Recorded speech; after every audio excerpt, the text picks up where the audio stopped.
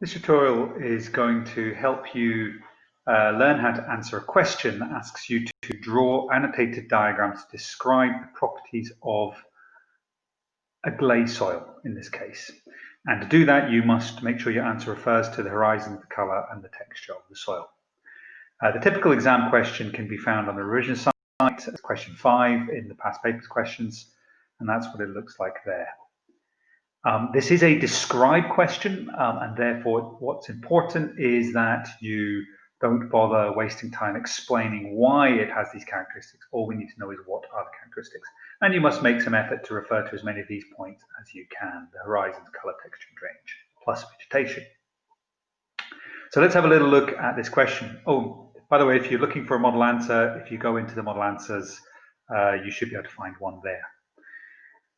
Right, what are the key things you're going to want to do? Well, before I look at how you're going to draw the diagram and the key points to write, let's just have a quick little look at actually the GLEY soil. So GLEY soil is typically associated with very wet, cold climates. You'll find it's the soil that lies underneath the bogs in Scotland or in any very marshy areas anywhere in the world where there's substantial waterlogged soils. You can see in this soil that it has a sort of dark grey A horizon, which is relatively small compared to the much bigger B horizon, which has kind of a red colour. That's a red mottling to do with the oxidizing of the iron that's found in the soil in the B horizon. And then here we have the C horizon, which actually in this case isn't rock, it's clay, making this a very waterlogged soil because the water cannot drain through beyond the C horizon. Right, let's have a look at the diagram you would draw. Just like with the brown earth and the podzels, which I'm assuming you've probably already had a look at, you're going to look to draw a rectangular diagram that shows the different layers, and then you're going to add each variety of labels onto each of those layers to show the key information. And I can't stress more than enough that actually you are just describing, so you're not, this isn't an explaining the formation of the soil question, this is purely offering descriptive statements. Your diagram should be a rectangle drawn like this. You should divide it into A, B, C. Make sure that your A is quite small, and then I would subdivide the A into the O, which is this small little thin layer, which is the humus layer at the surface, which is where all of the decaying organic matter from the plants is rotting. Your B should be much bigger, and then you can put your C at your bottom of the diagram. What's quite important though is they do roughly show the fact that the B is much bigger than the A. Okay, the labels you want to add. Let's start at the top of our soil. We want to say that it's often found in grassy meadowlands or rushes or mosses or lichens. That's the source material that is dying and rotting and forming the soil. So you'll get 1 mark for that. A further mark will be for identifying the O horizon is acidic, and it's what's called a moor humus. That's a key word there. So that will get you another mark.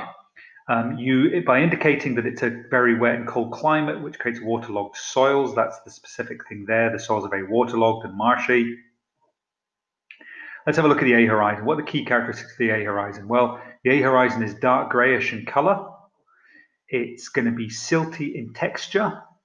And there's going to be a lot of clay particles in this horizon. As a matter of fact, there's a lot of clay particles throughout the whole soil. And that's actually why it has a silty texture, but you don't need to explain why it has a silty texture because of the clay, because this is just a described question. So, but saying it has a lot of clay particles present in it would be a descriptive statement. Telling me that there's very little soil biota, and what I mean by that is living organisms, is a mark. If you did do an additional point saying that there are anaerobic conditions, then that could get you a further point. The reason there are very little living organisms is because of the anaerobic conditions. Anaerobic conditions just means that there's very little oxygen in the soil because it is very waterlogged, and therefore things like worms can't live in this soil. Let's move down to the B.